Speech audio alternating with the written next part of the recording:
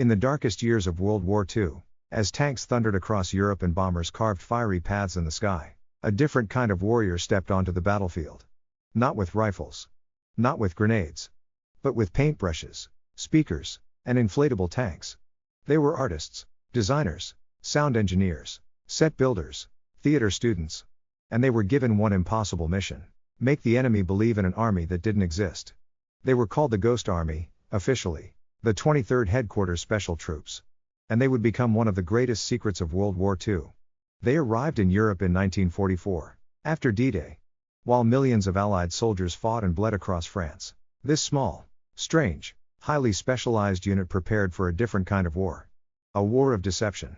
Imagine this: a field at dawn, mist drifting over the grass, and in the middle of it all, a row of American tanks.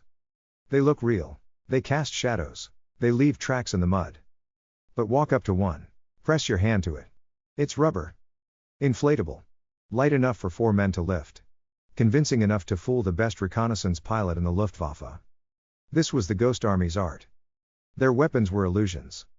Inflatable tanks that fooled enemy aircraft. Fake artillery guns placed to look like a full division. Rubber jeeps and dummy trucks lined up in fields. Canvas aircraft that looked real from the sky. And then came the sound.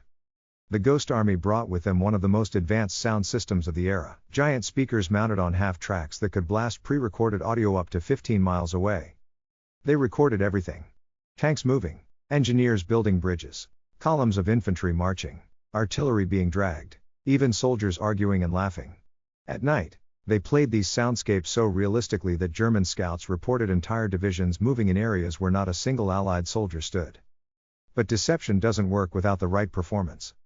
Ghost Army soldiers learned how to act like units they weren't. Sometimes they pretended to be a tank division.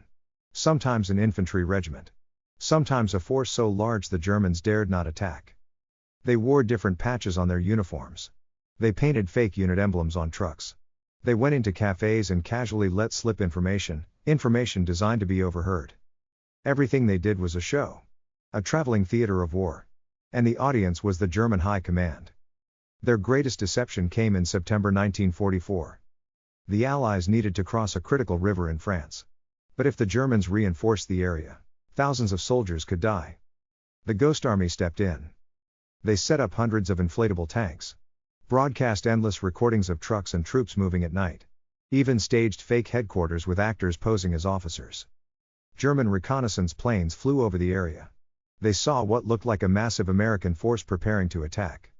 So they diverted their troops, straight into a trap. Meanwhile, the real Allied army crossed the river miles away with little resistance. A miracle?